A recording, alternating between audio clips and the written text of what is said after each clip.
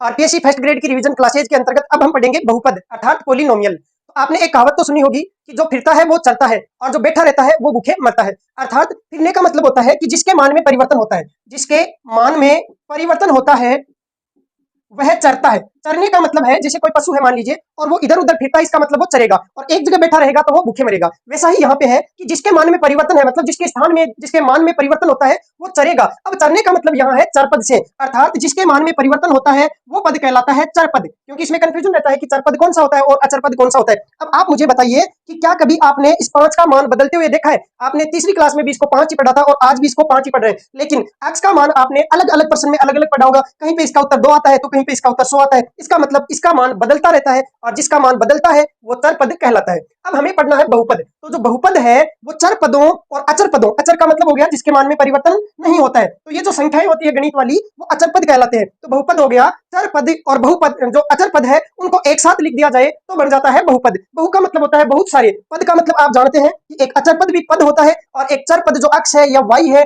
Z है ये भी क्या है, एक पद है। तो आप चर पद एक्स वाई जेड और अचर पद 5 6 7 ऐसे संख्याएं, इनको जब मिला दे मतलब एक साथ लिखते तो आपके पास में निर्माण होता है बहुपद का। अब देखो पढ़ते हैं, वह पद जिसमें चर एवं अचर पद विद्यमान होते हैं। इसका मतलब चर पद भी होना चाहिए, एक्स वाई जेड भी होना चाहिए और अचर पद भी होना चाहिए। इसका मतलब संख्या भी होनी चाहिए 1 2 3 4 5 ऐसे विद्यमान हो, एवं चर पद की घात एक पूर्ण संख्या हो। सबसे इंपॉर्टेंट बात यही होती है कि जो चर पद होता है एक्स वाई जेड, इसमें जो घात होती है, इसका मतलब अक्स की जो घात होती है वो एक पूर्ण संख्या हो। अब आपको पता ही होगा कि पूर्ण संख्याएं कौन सी होती है, तो यहाँ पे स्पष्ट है, जो 0 से स्टार्ट होती है उसके बाद में क्या आता है, 1 आता है। तो 1 2 3 4 इस रूप में अगर किसी एक्स वाई जेड वाले पदों की घातें हो तो फिर वो चर पद कैसा पद कहलाएगा, बहुपद कहलाएगा। आपको सबसे इंपॉर्टेंट बात यही ध्यान में रखनी है कि चर पद की जो घात है वो एक पूर्ण संख्या होनी चाहिए। जैसे उदाहरण देखते हैं हम, यहाँ पे अक्स है तो यहाँ पे अक्स की घात कितनी है, तो कितनी भी घात नहीं होने पर अक्स की घात 1 मानी जाती है। इसका मतलब यहाँ पे घात कितनी है, 1 है, तो हम कह सकते हैं कि एक पूर्ण संख्या होती है, इसके कारण से ये एक बहुपद है। ऐसे ही देखो 2 अक्स है तो इस 2 अक्स में अक्स की घात तो है 1 और इसके साथ में एक अचर पद भी है। अचर पद कौन है, 2, तो यहाँ पे ये तो हो गया अचर पद और ये हो गया चर पद, और इस चर पद की जो घात है वो एक पूर्ण संख्या है। इसका मतलब ये पूरा मिला के क्या हो गया, बहुपद। अब आप सोच रहे होंगे कि अक्स के पास में तो अचर पद है ही नहीं, तो ये अक्स आप कितने अक्स है, ये बताइए कि ये जो अक्स लिखा हुआ है तो इसमें कितने अक्स है, तो कितने भी नहीं लिखे हुए, इसका मतलब ये एक अक्स है। केवल अक्स लिखा रहता है, इसका मतलब है कि इसके साथ में एक गुण हो रखा है। तो यहाँ पे अचर पद कौन हो गया, एक हो गया, और चर पद कौन हो गया, अक्स हो गया। तो इसमें भी दोनों पद है, अचर पद भी है और चर पद भी है। अगला उदाहरण देखते हैं 5 अक्स स्क्वायर। इसमें देखो 5 अचर पद और ये अक्स है वो चर पद। इसी प्रकार से इसकी घातें कितनी भी हो सकती है। तो एक अकेला मान लीजिए पद है तो उसको कहते हैं हम एक पदीय बहुपद। जैसे यहाँ पे लिखा हुआ है बहुपदों के प्रकार। अगर मान लीजिए केवल और केवल एक ही पद है, पद का मतलब होता है जैसे ये एक पद है तो ये एक पदीय बहुपद हो गया। जैसे अक्स है, वाई है, एक्स स्क्वायर है, या फिर 2 वाई की क्यूब है, ये सारे एक पदीय बहुपद है। एक पद का मतलब हो गया इसमें केवल और केवल एक ही पद होता है। तो फिर द्विपदीय बहुपद कौन सा होता है, तो जब दो पदों को अलग अलग दर्शाया जाए, और अलग अलग दर्शाने के लिए हम चिन्ह का प्रयोग करते हैं, प्लस का या फिर माइनस का। जैसे यहाँ पे 3x प्लस वाई लिखा हुआ है, इसका मतलब 3x एक पद है और y है वो दूसरा पद है। तो यहाँ पे दो अलग अलग पद है, इनके बीच में प्लस का चिन्ह लगा के इनको अलग अलग कर दिया गया। इसका मतलब ये द्विपदीय बहुपद है। तो द्विपदीय बहुपद का उदाहरण हो गया 3x प्लस वाई। अब इसके बीच में चिन्ह माइनस का भी हो सकता है, जैसे 4x माइनस वाई का स्क्वायर। तो ये कौन सा है, द्विपदीय बहुपद है। तो ये दोनों उदाहरण है द्विपदों के, इसमें पहला पद और इसमें दूसरा पद। अब देखते हैं त्रिपदीय बहुपद। त्रिपदीय बहुपद में 3 पद हो जाएंगे, पहला दूसरा और तीसरा। चिन्ह कुछ भी हो सकते हैं, प्लस भी हो सकता है और माइनस भी हो सकता है। अब एक और होता है एक चर वाले बहुपद। एक चर का मतलब आप जान ही चुके होंगे, चर का मतलब होता है एक्स वाई जेड। एक ही चर का मतलब होना ये होता है कि एक्स एक्स के रूप में ही होनी चाहिए सारी चीजें। इसका मतलब अगर एक चर वाले बहुपद की बात करूं तो जो बहुपद है, जैसे मान लीजिए अकेला है एक पदीय बहुपद है, उसमें भी अक्स ही होना चाहिए। और मान लीजिए द्विपदीय बहुपद है, जैसे 2x स्क्वायर प्लस एक्स, तो इसमें भी केवल जो चर पद है वो अक्स ही होना चाहिए, वाई यहाँ पे नहीं आ सकता। अगर मान लीजिए कोई त्रिपदीय बहुपद का उदाहरण लें, जैसे 4x की cube plus x square plus x, तो इसमें भी एक ही चर है। एक चर कौन सा है, एक्स, तो ये कहलाएगा एक चर वाले बहुपद। अब एक चर वाले बहुपद है वो एक पद का भी हो सकता है, 2 पद का भी हो सकता है और 3 पद का भी हो सकता है। एक होता है देखो अचर बहुपद। अचर बहुपद का क्या मतलब होता है, तो जैसे कोई गणित की संख्या लिखी है तो ये एक अचर बहुपद है। अब आप कहोगे कि यहाँ पे अक्स तो है ही नहीं, तो मैं कहूंगा कि अक्स है लेकिन अपने को दिख नहीं रहा। क्यों, क्योंकि अक्स की घात कितनी है, यहाँ पे 0 है।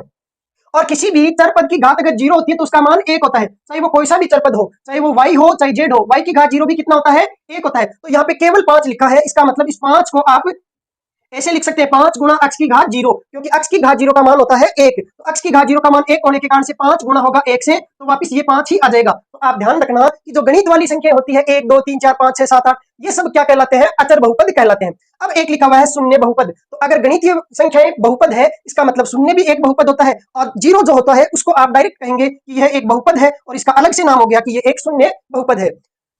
अब कुछ सवाल सोल्व करते हैं। लिखा गया है कि निम्न में से कौन कौन बहुपद है, तो बहुपद की पहचान कैसे करते हैं? तो परिभाषा में मैंने लिखा था कि वह पद जिसमें चर पद की घात एक पूर्ण संख्या हो। तो पूर्ण संख्या में कौन कौन आता है? तो 0 1 2 3 4 5 ऐसे आते हैं। तो 0 आ सकता है, 1 आ सकता है, 2 3 4 5, ये सारी संख्या आ सकती है। तो क्या इसमें निगेटिव संख्या आ सकती है क्या? बिल्कुल नहीं आ सकती। इसमें पॉइंट वाली संख्या आ सकती है क्या? जैसे 0 के बाद में डायरेक्ट 1 आ रहा है, तो इसमें आधा आ सकता है क्या? या आधे को आप 0.5 लिख सकते हैं, ये आ सकता है क्या? तो बिल्कुल नहीं आ सकता। x की घात पूरी पूरी होनी चाहिए, 0 हो सकती है, 1 हो सकती है, 2 हो सकता है, 3 हो सकता है, लेकिन पॉइंट में नहीं हो सकती, निगेटिव नहीं हो सकती। बस इसी चीज का अगर आप ध्यान रखोगे तो आप आसानी से पहचान लोगे कि वो बहुपद है अथवा नहीं है। पहला उदाहरण देखते हैं, x की घात 2, तो यहाँ पे x की घात 2, 2 एक पूर्ण संख्या है, तो ये बहुपद है। तो कौन कौन से बहुपद है? तो ये बहुपद है, तो हम लिख देंगे ये बहुपद है। अब इसको देखना, माइनस एक्स स्क्वायर, तो कोई दिक्कत नहीं, ये माइनस का चिन्ह तो अचर पद के साथ में लगा हुआ है, क्योंकि माइनस एक्स स्क्वायर का मतलब है कि माइनस का एक गुणा हो रखा है एक्स स्क्वायर के साथ में। तो यहाँ पे जो अचर पद है वो है माइनस का एक। यहाँ आपको चर पद की घात देखनी होती है, और जो चर पद है उसकी घात कितनी है? 2। 2 एक पूर्ण संख्या है, इस कारण से ये भी बहुपद है। अब देखना 1/x, 1/x को जब आप सरल करते हैं तो घातांक के नियम में देखो एक नियम होता है कि जब आप किसी बट्टे वाली संख्या को ऊपर लेके जाते हैं तो उसकी घात का चिन्ह बदल जाता है। जैसे यहाँ पे x की घात 5 है, x की घात 5 को ऊपर लाते हैं तो ये जो संख्या है इसकी घात बदल जाएगी, जिसको आप ऊपर लाएंगे उसकी घात बदल जाएगी, उसका चिन्ह है वो बदल जाएगा। अगर घात पॉजिटिव है तो ऊपर लाओगे तो घात निगेटिव हो जाएगी। ऐसे ही मान लीजिए 1/x की घात -5 है, तो जब आप इसको ऊपर लेके आओगे तो इसका भी चिन्ह है बदल जाएगा, तो यहाँ पे माइनस का 5 ऊपर आके हो जाएगा x की घात 5। इन चीजों का भी आपको ध्यान रखना होता है। अब देखते हैं इस सवाल को, 1/x का मतलब है कि जब आप x को ऊपर लेके आएंगे तो x की घात यहाँ पे कितनी है? 1 है, वो घात ऊपर आते ही चिन्ह बदलेगा, तो यहाँ पॉजिटिव है, ऊपर आते ही हो जाएगा निगेटिव। अब यहाँ पे जो चर पद x है उसकी घात माइनस का 1 हो गया, -1 पूर्ण संख्या है क्या? नहीं है, इसका मतलब ये बहुपद नहीं है। क्यों नहीं है? क्योंकि इसमें चर पद की घात पूर्ण संख्या नहीं है, निगेटिव संख्या है। अब यहाँ पे देखना x की घात 1/2, 1/2 का मतलब होता है 0.5, तो क्या ये बहुपद है क्या? नहीं है, क्योंकि इसकी घात x की घात पूर्ण संख्या नहीं है, पॉइंट में है। और वैसे भी आप x की घात 1/2 को ऐसे लिख सकते हैं x का रूट, तो रूट का मतलब होता है कि इसकी घात 1/2, तो यहाँ पे पूर्ण संख्या के रूप में घात नहीं होने के कारण से ये भी बहुपद नहीं है। अगले को देखना, x square plus root x, तो यहाँ पे इस x के साथ में तो घात पूर्ण संख्या है, लेकिन इस x की घात 1/2 है, और ये 1/2 पूर्ण संख्या नहीं है, इस कारण से ये टोटल मिला के बहुपद नहीं होगा। अब यहाँ पे x की घात -3, माइनस में घात होने के कारण से ये भी बहुपद नहीं है। यहाँ पे देखो 1/x की घात -3, जब -3 को आप ऊपर लाओगे तो ये हो जाएगा x की घात +3, +3 एक पूर्ण संख्या है, इस कारण से ये बहुपद हो जाएगा। y की घात 4/5, 4/5 का मतलब होता है 0.8, तो ये हो गया y की घात 0.8, या आप कह सकते हैं कि घात बट्टे में है, पूर्ण संख्या नहीं है, इस कारण से ये भी बहुपद नहीं है। अब देखते हैं सवाल नंबर 2, निम्न में से एक चर वाले बहुपद कौन से हैं? तो एक चर का मतलब होता है चर पद एक जैसा ही होना चाहिए, मतलब x है तो केवल x ही होना चाहिए, अगर y है तो वो केवल y ही होना चाहिए। तो यहाँ पे देखो इसमें भी x है, इसमें भी x है, तो इसका मतलब ये एक चर वाला बहुपद है, और एक चर वाला बहुपद तो है ही है, साथ में आपको पूछ ले कि इसमें कितने पद है, तो ये एक चर वाला त्रिपद बहुपद है, त्रिपद बहुपद है, क्योंकि इसमें 3 पद है, पहला पद, दूसरा और तीसरा पद। अब देखते हैं ऑप्शन बी को, तो आपको पूछा है एक चर वाला बहुपद है क्या, तो इसमें चर पद है क्या? नहीं है, तो ये एक चर वाला बहुपद नहीं है, तो फिर ये क्या है? तो ये एक अचर बहुपद है। कौन से वाला है? अचर बहुपद है, क्योंकि अचर बहुपद में गणितीय संख्याएं लिखी रहती है। अब लिखा है x square plus y square, तो यहाँ पे एक चर पद हो गया x, दूसरा चर पद हो गया y, इसके कारण से ये भी एक चर वाला बहुपद नहीं है, क्योंकि इसमें दो अलग अलग चर हो गए। यहाँ पे लिखा हुआ है x, इसमें केवल एक चर है, इसका मतलब ये एक चर वाला बहुपद है। यहाँ पे लिखा माइनस का 4x, तो कोई दिक्कत नहीं, x के साथ में जो अचर पद है वो -4 हो सकता है, x की घात है वो पॉजिटिव होनी चाहिए, और पॉजिटिव में एक है, इसका मतलब ये बहुपद है, और साथ में इसमें एक ही पद है, इसका मतलब ये एक पद वाला बहुपद है और एक चर वाला बहुपद है। अब लिखा हुआ है 1/2, तो 1/2 क्या है? ये तो एक अचर बहुपद है। तो आपको पूछा गया है कि एक चर वाला बहुपद है क्या? तो नहीं है। और ये एक चर वाला है क्या? बिल्कुल है, ये भी है, ये नहीं है, क्योंकि इसमें दो चर पद है, और ये कौन सा है? तो ये अचर बहुपद है। अब देखते हैं सवाल नंबर तीसरा, अगला, निम्न बहुपदों में कितने कितने पद है? अब आपको ये पूछा गया कि इनमें कितने कितने पद है, तो देखो दो पदों को अलग अलग किया जाता है, या तो प्लस का निशान लगा के या फिर माइनस का निशान लगा के। तो अगर यहाँ पे प्लस का निशान लगा हुआ है, इसका मतलब एक पद ये हो गया और दूसरा पद ये हो गया, तो इसमें कितने पद है? तो यह है दो पदों वाला, तो द्विपदी बहुपद, इसमें दो पद है, इस कारण से द्विपदीय बहुपद है। इसमें कितने पद है? तो एक पद ये, दूसरा पद ये और तीसरा पद ये, तो आप कह सकते हैं ये त्रिपदीय त्रिपदीय बहुपद है। और अगला देखते हैं x, इसमें कितने पद है? एक ही पद है, इस कारण से ये एक पदीय बहुपद है। अब देखते हैं अगला। अगला बताइए x बट्टे 4 प्लस वाई स्क्वायर, इसमें कितने पद है? तो x बट्टे 4, देखो बट्टे में 4 हो सकता है क्योंकि 4 एक अचल संख्या है, तो इसका मतलब है एक पद तो ये हो गया और दूसरा पद ये हो गया, तो ये कितना पदीय है? द्विपदीय बहुपद है। तो बहुपद में केवल इतना ही पूछा जाता है। फिर अगला हम देखते हैं डिग्री ऑफ पोलिनोमियल, मतलब बहुपद की डिग्री क्या होती है। अब पढ़ते हैं डिग्री ऑफ पॉलिनोमियल। डिग्री का मतलब क्या होता है समझते हैं। देखो मान लीजिए मैंने डिग्री ले रखी है पीएचडी की, तो मैंने 8वीं भी पास कर रखी है, फिर 10वीं, फिर 12वीं, फिर ग्रेजुएशन, उसके बाद में पोस्ट ग्रेजुएशन और उसके बाद में पीएचडी की डिग्री कर रखी है। अब आप मुझसे पूछोगे कि सर आपके पास में कौन सी डिग्री है, तो मैं कहूंगा पीएचडी की। मैं कभी भी ये नहीं कहूंगा कि मैं 8वीं पास हूं। क्यों नहीं कहूंगा? क्योंकि मैं हमेशा मेरी जो उच्चतम डिग्री है वो बताऊंगा। डिग्री को हिंदी में कहते हैं घात। इसके कारण से बहुपद की घात वह घात होती है जो उसकी उच्चतम घात होती है, मतलब उच्चतम डिग्री होती है। क्योंकि आप बहुपद को पूछोगे कि भाई बहुपद तुम्हारे पास क्या डिग्री है, तो वो अधिकतम जो डिग्री है वो बताएगा। तो बहुत ही आसान है। चर पद की अधिकतम घात, चर का मतलब होता है जो x होता है या y होता है या z होता है, उसकी अधिकतम घात बहुपद की घात कहलाती है। चर पद की अधिकतम जो घात होगी, जैसे दिया गया है इसमें 5x स्क्वायर प्लस 4x की क्यूब प्लस 10x की घात 7, इसमें अधिकतम घात कौन सी है? 7 है। तो इस बहुपद की घात कितनी हो जाएगी? 7 हो जाएगी। ये जो पद दे रखा है, बहुपद दे रखा है, इसमें पूछा जाए कि दिए गए बहुपद की घात क्या है, तो आप चेक करो कि जो चर पद है उनमें अधिकतम घात कौन सी है, वही इस बहुपद की घात हो जाएगी। ठीक, बहुत ही आसान है।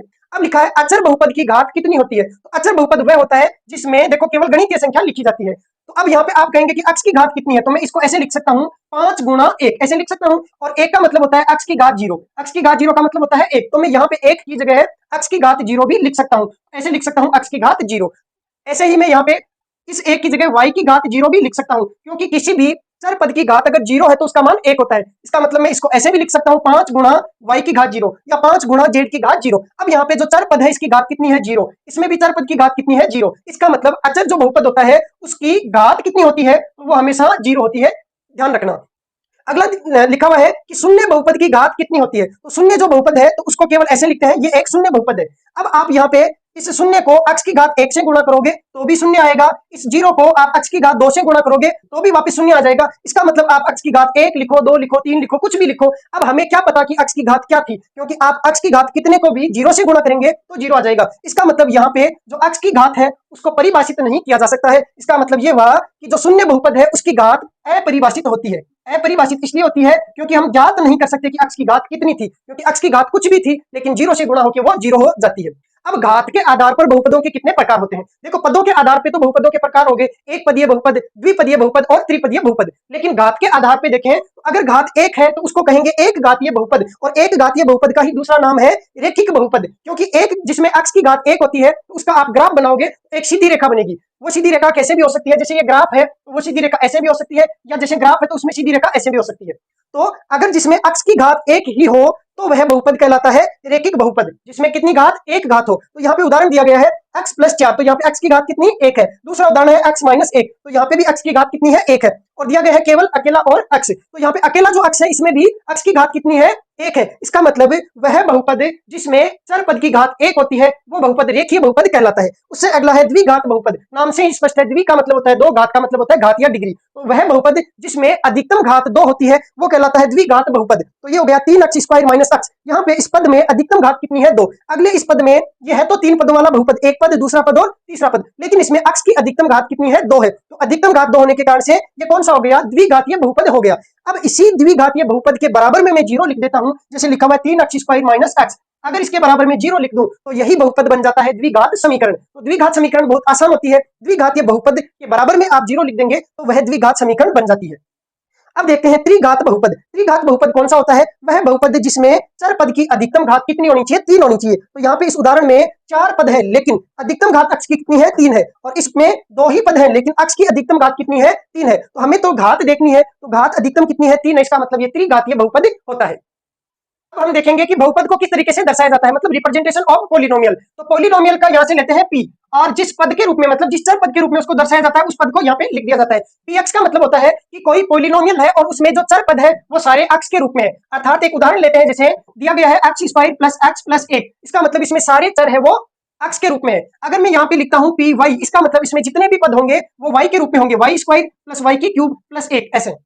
तो पॉलिनोमियल को इस प्रकार से दर्शाया गया है। इसका मतलब इसमें x जो है वो यहाँ वाले चर पदों को दर्शाता है। अब एक सवाल है कि किसी पोलिनोमियल पी एक्स को x की घात 4 + 2 x स्क्वायर + 3 द्वारा दर्शाया गया हो तो p2 का मान क्या होगा। इसका मतलब बहुत ही आसान होता है कि जहां पे x है वहां पे आपको 2 लिखना है, तो जहां पे x है वहां पे 2 लिखेंगे तो 2 की घात 4 + 2 गुणा x की जगह आप लिखेंगे 2 की घात स्क्वायर है इस कारण 2 और प्लस का 3। अब इसको सरल करते हैं, 2 की घात 4 होता है 16 प्लस 2 का स्क्वायर 4, 4 को 2 से गुणा करेंगे तो 8 प्लस हो जाएगा 3, 16 और 8 हो गए 24 और 3 हो गए 27। तो इस प्रकार से इसका उत्तर आ जाता है।